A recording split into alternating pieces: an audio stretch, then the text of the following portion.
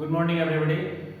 आप देख रहे हैं दी मोबाइल स्टडी का यूट्यूब चैनल और हम लोग कर रहे हैं ज्योग्राफी। पिछले 2 क्लासेस में हम लोगों ने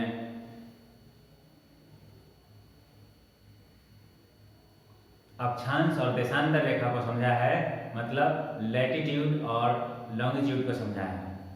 अब हम लोग इस वीडियो में बात करेंगे कि जो लैटिट्यूड थे उसमें मकर रेखा और कर्क रेखा, मतलब ट्रॉपिक ऑफ कैप्रिकॉर्न और ट्रॉपिक ऑफ कैंसर 23.5 डिग्री पर ही क्यों रखे गए हैं। या अगर ऊपर में हम लोग बात करें तो जो नॉर्दर्न हेमिस्फीयर में हम लोगों ने देखा था 66.5 डिग्री आर्कटिक सर्कल और नीचे दक्षिण में अंटार्कटिक सर्कल वो 66.5 डिग्री ही क्यों है।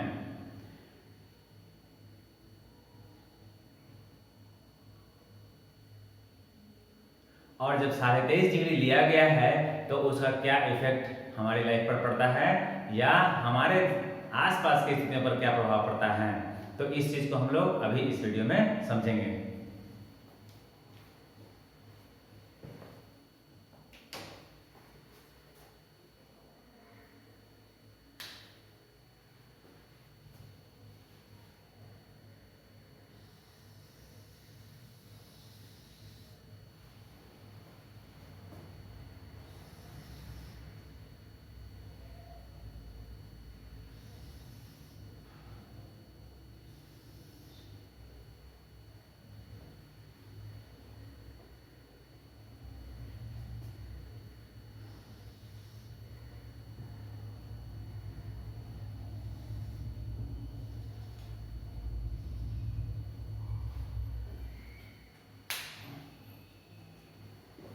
देखने में हमारी पृथ्वी पर जो रेखाएं हम लोग बनाए हैं जिसमें 66.5 डिग्री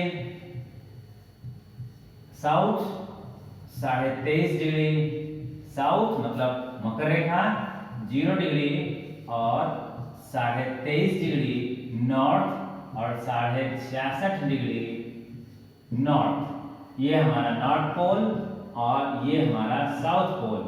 ठीक है, अब इस हिसाब से देखें तो ये 90 डिग्री और ये भी 90 डिग्री, किसके हिसाब से? लैटिट्यूड अक्षांश रेखाओं के हिसाब से। अब ये सवाल मैंने अभी कहा कि आखिर 23.5 डिग्री ही क्यों चुना गया। वो 25 डिग्री भी हो सकता था, वो 20 डिग्री भी रखा जा सकता था, लेकिन 23.5 डिग्री ही क्यों रखा गया है। तो आज हम लोग इस बात को समझेंगे कि 23.5 डिग्री होने के पीछे रीजन क्या है या 66.5 डिग्री होने के पीछे रीजन क्या है। जब हम इस बात को समझ जाएंगे कि आखिर ये 23.5 डिग्री ही क्यों रखा गया है, तो हम ये भी समझ जाएंगे कि इनका रिलेशन हमारे पृथ्वी पर जो मौसमी परिवर्तन होते हैं उसके पीछे भी है। और कैसे है उसको हम लोग आगे देखते हैं।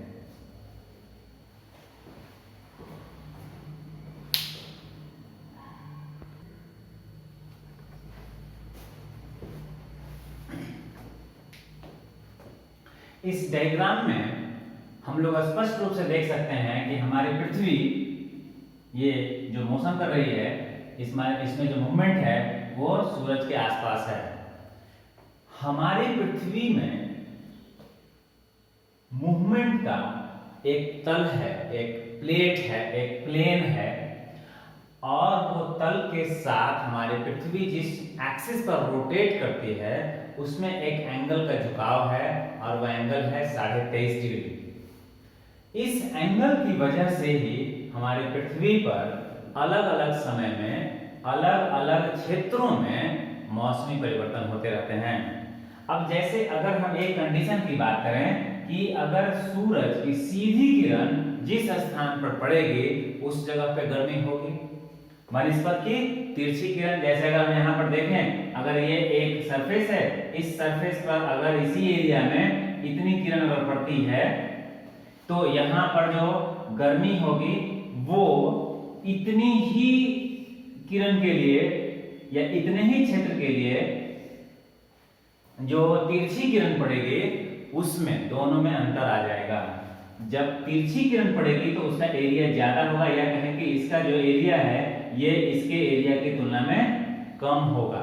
तो इसमें जितनी एनर्जी होगी उसकी तुलना में यहाँ पर एनर्जी ज्यादा मिलेगी इस छोटे से एरिया में।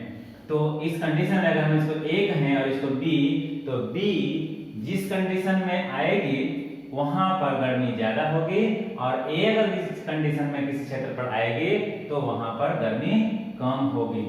तो सबसे जरूरी चीज यहाँ पर यह समझने की है कि सूरज की सीधी किरण जिस क्षेत्र में पड़ेगी उस क्षेत्र में सबसे ज्यादा गर्मी होगी पृथ्वी पर। अब दो कंडीशन हमारे पास बन रहे हैं, क्योंकि हमारी पृथ्वी झुकी हुई है इस प्लेन के सापेक्ष में, इन रिलेटिव टू दिस प्लेन, तो अब यहाँ पर होगा क्या, जब हमारी पृथ्वी यहाँ इस तरह से है और ये चलते चलते चलते यहाँ पहुंचेगी तो दोनों ही कंडीशंस चेंज हो जाएंगे। अभी यहाँ पर आप देख रहे हैं ये हमारा साउदर्न हेमिस्फीयर है, ये साउदर्न हेमिस्फीयर का इलाका है। यहाँ भी आप देखेंगे ये आपका साउदर्न हेमिस्फीयर है, ये नॉर्दर्न हेमिस्फीयर है। अब लेकिन सूरज की सीधी किरण दोनों ही कंडीशन में अलग अलग क्षेत्रों में पड़ रही हैं। यहाँ पर सूरज की सीधी किरण साउदर्न हेमिस्फीयर के 23.5 डिग्री के इस लाइन पर पड़ रही है, मतलब मकर रेखा पर, ट्रॉपिक ऑफ कैप्रिकॉर्न पर। और यहाँ पर देखें तो ये नॉर्दर्न हेमिस्फीयर के 23.5 डिग्री मतलब ट्रॉपिक ऑफ कैंसर पर, कर्क रेखा पर पड़ रही है। तो इन दोनों ही कंडीशन में आप गर्मी का क्षेत्र देख रहे हैं वो शिफ्ट हो गया। यहाँ पर मकर रेखा पर गर्मी का क्षेत्र है और यहाँ पर कर्क रेखा पर गर्मी का क्षेत्र है। अब इस बात को हम लोग कैसे समझेंगे कि कब हमारे यहाँ ऐसी स्थिति बनेगी कि हमारे सीधे 23.5 डिग्री या कहें कि जो सूरज की सीधी किरण है हमारे ऊपर आ रही है। तो आप देखते होंगे अगर आप नॉर्दर्न इंडिया में रहते हैं तो जब जून का दिन होता है तो आपके यहाँ गर्मी होती है, और जून में भी अगर 21 जून की हम लोग बात करें तो 21 जून को क्या होता है, अगर आप धूप में 12 बजे खड़े हो जाएं तो आपके ठीक ऊपर से सूरज की किरण पड़ेगी और आपकी परछाई नीचे बिल्कुल छोटी सी आपके पैरों के पास ही बनेगी, जिससे ये समझ में आ जाना चाहिए कि आपका जो सूरज है ठीक सिर के ऊपर है। तो इसका मतलब सीधी किरण हमारे यहाँ पड़ रही है। कब पड़ रही है? 23.5 डिग्री पर 21 जून को। तो इसका मतलब हो गया क्योंकि हम लोग इंडिया में हैं तो नॉर्दर्न हेमिस्फीयर में हैं, और नॉर्दर्न हेमिस्फीयर में हमारे सिर के ठीक ऊपर अगर सूरज की किरण पड़ रही है तो ये तारीख कौन सी है? 21 जून। अब चूंकि हम नॉर्दर्न हेमिस्फीयर में रह रहे हैं, इंडिया में रह रहे हैं, तो अब हमारे लिए विपरीत स्थिति, मतलब साउदर्न हेमिस्फीयर में सिर पर अगर सूरज की किरण आ रही है तो हमारे लिए सबसे तिरछी या कहें कि सबसे दूर किरण होगी, हमारे लिए सबसे तिरछी किरण होगी। तो ऐसा कंडीशन कब होगा? जब साउदर्न हेमिस्फीयर में सीधी किरण पड़ रही होगी। हमारे लिए वो तारीख कौन सी है? 22 दिसंबर। 22 दिसंबर को क्या होगा? हमारे यहाँ सबसे छोटा दिन और सबसे लंबी रात हो जाएगी। इसके उलट अगर यहाँ पर देखें 21 जून को क्या होगा? हमारे यहाँ सबसे लंबा दिन और सबसे छोटी रात होगी। तो यहाँ पर कुछ कंडीशंस आपको पता चल गए। ये गर्मी का मौसम है और ये हमारे लिए सर्दी का मौसम है। लेकिन अगर हम ऑस्ट्रेलिया की बात करेंगे तो ये सब कुछ उलट जाएगा, क्योंकि ऑस्ट्रेलिया साउदर्न हेमिस्फीयर में है और साउदर्न हेमिस्फीयर में गर्मी का मौसम कब होगा? 22 दिसंबर या कहेंगे दिसंबर के आसपास। तो यहाँ पर जब गर्मी होगा तो हमारे यहाँ ठंड होगा, हमारे यहाँ जब गर्मी होगा तो यहाँ ठंड होगा। तो हमारे यहाँ 21 जून को गर्मी है तो ऑस्ट्रेलिया में 21 जून में गर्मी की जगह पे ठंड होगी, और 22 दिसंबर को ऑस्ट्रेलिया में गर्मी का समय है तो हमारे लिए दिसंबर का महीना जो है वो ठंडा होगा। ये बात मौसमी परिवर्तन से रिलेटेड भी है। तो दो कंडीशन अगर जब तक नहीं मिलेंगे, जैसे कि पृथ्वी का अपने एक्सिस पर प्लेन के सापेक्ष इन रिस्पेक्ट टू प्लेन झुकाव, और ये जो आपको दिख रहा है पाथ, इस पाथ को फॉलो करना, ये दोनों अगर कंडीशन से एक साथ मिलते हैं तो हमारे पृथ्वी पर अलग अलग समय में अलग अलग क्षेत्रों में अलग अलग मौसम होते हैं। तो ये कंडीशन हो गई कब? 21 जून और 22 दिसंबर। ये दो बातें आप समझ गए होंगे। अगर ये बात आप समझे होंगे कि पृथ्वी अपने एक्सिस पर झुकी हुई है, अगर हम जब तक रिलेटिव नहीं बात करेंगे तो हमको समझ में नहीं आएगा कि झुका हुआ मतलब क्या है। झुका हुआ कोई गोल चीज कहां से झुका हुआ हो सकता है? तो गोल चीज झुका हुआ कैसे है? एक हमारा एक्सिस हमने मान लिया है रोटेशन के आधार पर, और हमने इसके रिवोल्यूशन के आधार पर एक प्लेन बना लिया है, प्लेन का एक सरफेस एरिया बना लिया, और उसके रिस्पेक्ट में हम देख रहे हैं कि ये झुका हुआ है। अब अगर हम बात करें ये दो और क्षेत्रों की, यहाँ पर अगर हम देखें तो ये दोनों क्षेत्र पर जब सूरज की किरण सीधी होगी तो वो एरिया होगा इक्वेटर का, मतलब ठीक इक्वेटर पर सूरज की सीधी किरण पड़ रही होगी।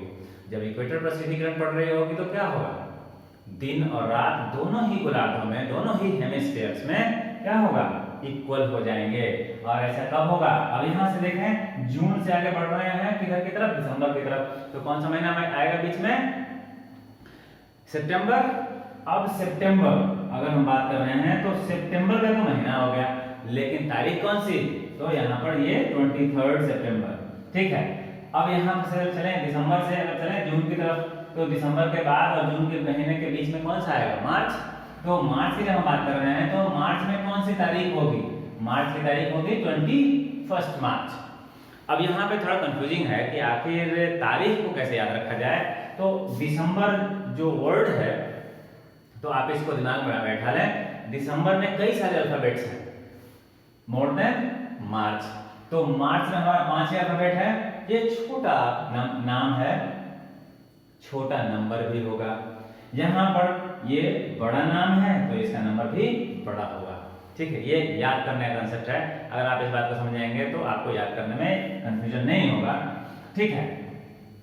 21 जून हमारे यहाँ अंतरराष्ट्रीय योग दिवस के रूप में भी मनाया जाता है। ये चीज अगर आपको दिमाग में रहेगा तो फिर आप ये सवाल जो है नहीं भूल पाएंगे।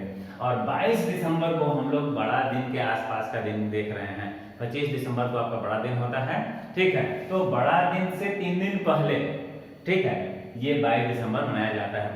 बड़ा दिन जो मनाना चाहिए था, तो वो जो मनाया जा रहा है 25 दिसंबर को, वो 22 दिसंबर को मनाया जा सकता था, लेकिन यहाँ पर दिन जो है अभी बड़ा नहीं हो रहा है। सबसे छोटी रात की हम लोग बात कर रहे हैं नॉर्दर्न हेमिस्फीयर में, और बड़ा दिन जो है वो क्रिश्चियंस का एक बहुत ही महत्वपूर्ण पर्व है, और क्रिश्चियंस मूलतः यूरोप और अमेरिका से बिलोंग करते हैं, और ये इसके हिसाब से ही इन्होंने अपना डेट निर्धारित किया है कि जब दिन की लंबाई बढ़नी शुरू होती है, कांस्टेंट घटते घटते घटते घटते, और फिर जब वापस होना शुरू होता है तब बड़ा दिन मनाया जाता है।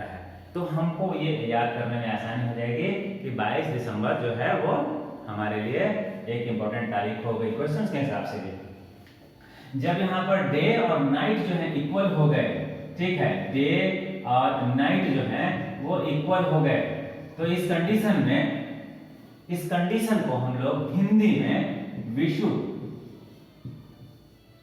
या इंग्लिश में इक्विनॉक्स बोलते हैं।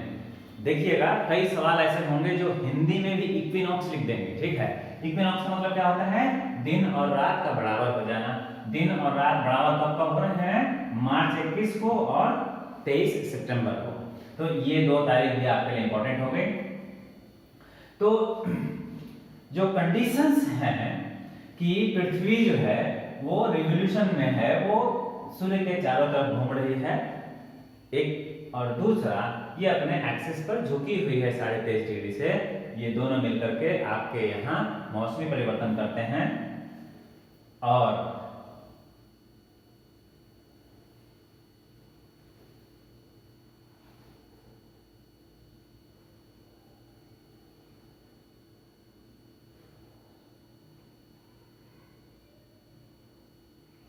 इस तरह से आपने समझा कि 23.5 डिग्री का वैल्यू या जो है वो क्यों रखा गया है, ठीक है। अब देखते हैं 66.5 डिग्री की वैल्यू की बात करते हैं।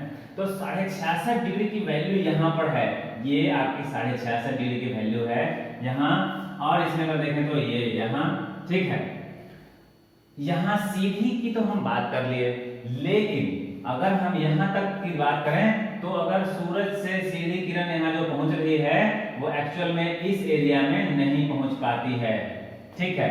और अगर यहाँ से देखें तो ये लगातार इस एरिया में पहुंचती रहती है। यहाँ पर कब, 22 दिसंबर, या कहें कि दिसंबर के महीने में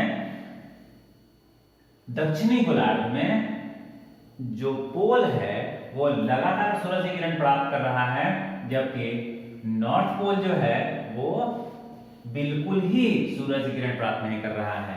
ठीक इसके विपरीत अगर यहाँ देखें तो ये लाइन आप देखेंगे यहाँ तक चली गई, और इस प्रकार से नॉर्थ पोल जो है वो लगातार सूरज की किरण प्राप्त कर रहा है। रोटेशन के बावजूद कोई घुमाव से कोई फर्क नहीं पड़ रहा है, दिन और रात की स्थिति नहीं बन रही है।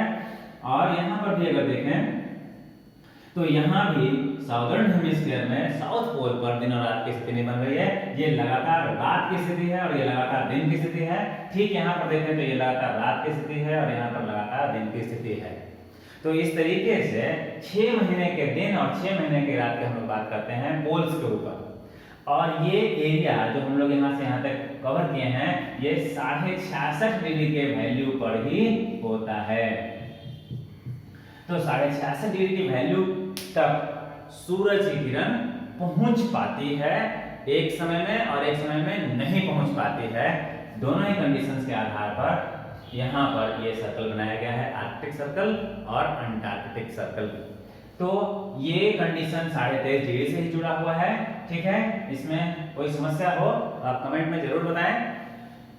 तो इस तरीके से हम लोगों ने यहाँ पे ये समझ लिया कि 23.5 डिग्री का वैल्यू ही कर्क रेखा और मकर रेखा के लिए क्यों है, 66.5 डिग्री का ही वैल्यू क्यों है आर्कटिक सर्कल और अंटार्कटिक सर्कल के लिए, और जो तारीखें हैं जिसके आधार पर हमारे प्रश्न पूछे जाते हैं कि सबसे बड़ा दिन कब होता है, सबसे लंबी रात कब होती है नॉर्दर्न हेमिस्फीयर के लिए या साउदर्न हेमिस्फीयर के लिए, तो ये सारे क्वेश्चंस भी आप सॉल्व कर सकते हैं। हाँ, यहाँ पे दिन और रात बराबर की स्थिति को क्या कहते हैं या कौन सी तारीख को होती है, ये सारे सवाल आप कर लेंगे। ठीक है, हम लोग आगे इस पे क्वेश्चंस भी करेंगे। तो आपने ये वीडियो देखा और समझा भी होगा तो इसे लाइक करें और अपने दोस्तों को शेयर करें और हमारे आने वाले वीडियोस की नोटिफिकेशन के लिए बेल आइकन पे जरूर क्लिक करें, हमारा चैनल सब्सक्राइब कर लें। धन्यवाद।